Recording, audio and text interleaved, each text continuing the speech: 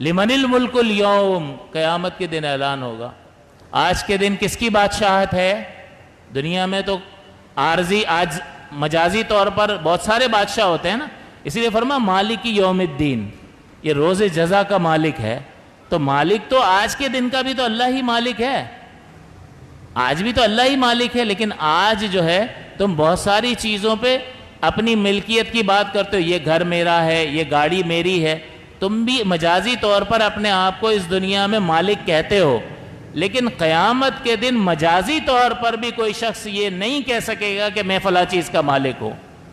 تو اس کا مالک ہونا حقیقتاً جو کامل طور پر ظاہر ہوگا وہ آخرت میں ظاہر ہوگا۔ مالک یوم الدین، ویسے تو ہر کائنات کی چیز اس کی، لہو ما فی السماوات و ما فی الارض، جو کچھ آسمانوں میں ہے اور جو کچھ زمین میں ہے اس ہی کی ملکیت ہے، سب کچھ اسی کا ہے۔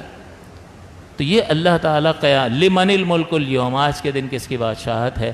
للہ الواحد القہار، آج واحد قہار کی بادشاہت ہے، اور صفات ان کا ذکر نہیں۔ آج واحد رحمان کی بادشاہت ہے، آج واحد رحیم کی بادشاہت ہے نہیں، آج واحد کریم کی بادشاہت ہے، آج واحد غفار کی بادشاہت ہے، بخشنے والا، بہت بخشنے والا۔ آج واحد ستار کی بادشاہت ہے، گناہوں پر پردہ ڈالنے والا، ستار ڈھک دینے والا نہیں، للہ الواحد القہار، آج واحد قہار کی بادشاہت ہے۔ تو اللہ تعالیٰ کا قہر جو ہے دنیا میں جھلک نظر آتی ہے، قیامت کے دن اللہ تعالیٰ اس کا کمال ظاہر کرے گا۔ تو یہاں پہلوان اپنی پہلوانی دکھانے کے لیے زیادہ وزن اٹھا کر لوگوں کو دیکھتا ہے، دیکھا ذہین آدمی بہت ساری چیزیں یاد کر کے ریفرنسز دیکھ کر کہتا ہے دیکھا میری ذہانت، میری یادداشت، میرا حفظ دیکھا۔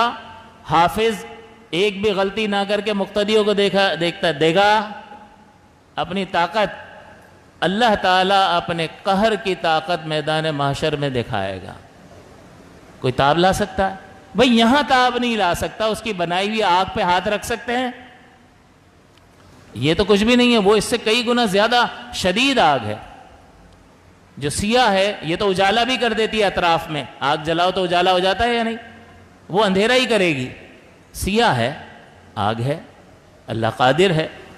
سوچنے کی بات ہے، جہاں اللہ تعالیٰ کی رحمت کے پہلوؤں کو غالب رکھا ہے، وہیں اللہ تبارک و تعالیٰ کے غضب کے پہلوؤں کو بھی غالب رکھو۔ اللہ تعالیٰ کی یاد کو اپنے حواس پر طاری کر لو۔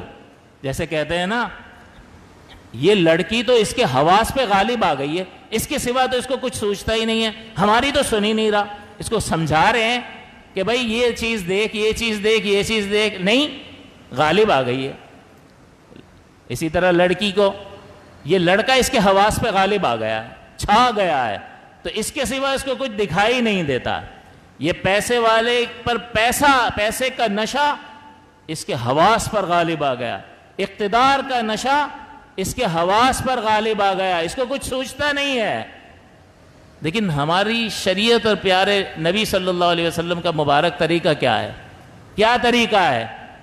تم کچھ کھاؤ تو اللہ کو یاد کرو، تم کھا چکو تو اللہ کو یاد کرو، پیو تو اللہ کو یاد کرو، پی چکو تو اللہ کو یاد کرو، بیت الخلاء میں جاؤ تو اللہ کو یاد کرو، بیت الخلاء سے نکلو تو اسی نے اس اذیت والی چیز کو تمہاری ذات سے دور کر دیا، اللہ کو یاد کرو، لباس پہنو اللہ کو یاد کرو، آئینہ دیکھو اللہ کو یاد کرو، کوئی بھی جائز کام شروع کرو بسم اللہ پڑھو اللہ کو یاد کرو، سواری پر سوار ہو اللہ کو یاد کرو۔ کیا مقصد ہے اس کا؟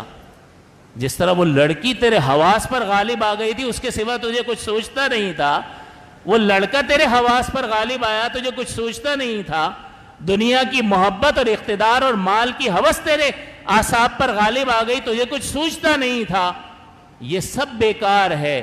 اللہ تبارک و تعالیٰ کی عظمت اور اس کے جلال کو اپنے حواس پر غالب کر لے، تجھے اس کے سوا کچھ سوچنا نہیں چاہیے۔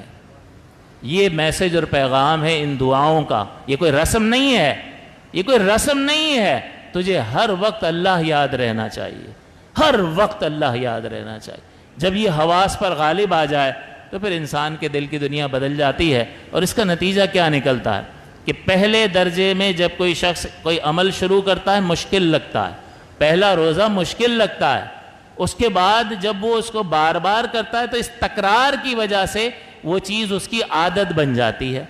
عادت میں مشکل کم ہوتی ہے لیکن تھوڑا بہت اس کو تکلف کرنا پڑتا ہے. یار تمہیں فلاں کام مشکل نہیں لگتا؟ یار اب تو عادت ہو گئی ہے. یہ تم کیسے کر لیتے ہو؟ یار اب تو عادت ہو گئی ہے. تو پہلے دن مشکل لگا ہوگا, پھر بار بار کرنے سے عادت بن گیا ہوگا, تو سہولت سے ہو رہا ہوگا, لیکن کچھ نہ کچھ محنت لگتی ہوگی, کچھ نہ کچھ زور لگتا ہوگا, اور پھر یہ عادت جو ہے وہ ملکے میں تبدیل ہو جاتی ہے, جس کو اخلاق کہتے ہیں, کہ اب کوئی بھی تکلف نہیں کرنا پڑتا, خود بخود اس کی ذات سے وہ مشکل ترین کام ہوتا چلا جاتا ہے. اس کو کہتے ہیں ملکہ اور اس کو کہتے ہیں اخلاق.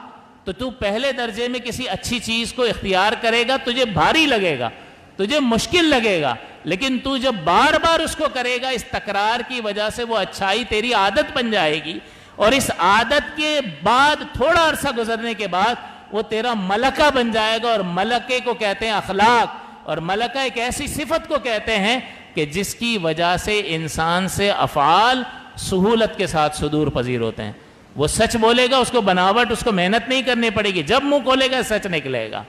وہ کوئی عمل کرے گا, اس کو دیانت داری کے لیے بناوٹ کرنے کی ضرورت نہیں پڑے گی کہ یار یہ اپنا جاننے والا ہے, اس پہ تھوڑا ہلکا ہاتھ رکھنا ہے, اس کو کاٹ ڈالو الٹی چھری سے. نہیں, جب بھی وہ عمل کرے گا تو خود بخود حسن اخلاق کا پیکر ظاہر ہوگا, سہولت کے ساتھ اچھے اعمال اس سے صادر ہوں گے. جیسے کسی کو کہتے ہیں یار تم فجر کی نماز میں, تمہاری کوئی نماز فجر کی نہیں چھوڑتی ہے, پہلی صف میں اتنے سالوں سے میں تمہیں دیکھ رہا ہوں. ایک وہ ہے یار کبھی اٹھ جاتا ہوں, کبھی نہیں آتا, کبھی کبھار, لیکن ایک تکرار کے ساتھ آ رہا ہے, لیکن کہتا ہے یار تھوڑی ہمت کرنی پڑتی ہے, تھوڑا جبر کرنا پڑتا ہے, اور پھر اپنے آپ کو لانا پڑتا ہے. اور ایک کہتا ہے مسئلہ ہی کوئی نہیں ہے, ہمیں یہاں پر پہنچنا ہے, مسئلہ ہی کوئی نہیں ہے. یہ ہے اخلاق, کہ اچھائی بلا تکلف, بغیر کسی محنت اور بناوٹ کے ہمارے وجود سے ظاہر ہونے لگے. اللہ تعالیٰ سے دعا ہے کہ اللہ تعالیٰ ہمیں اخلاق حسنہ کا پیکر بنائے, اپنے حبیب مکرم صلی اللہ علیہ وسلم کے صدقے طفیل. آمین.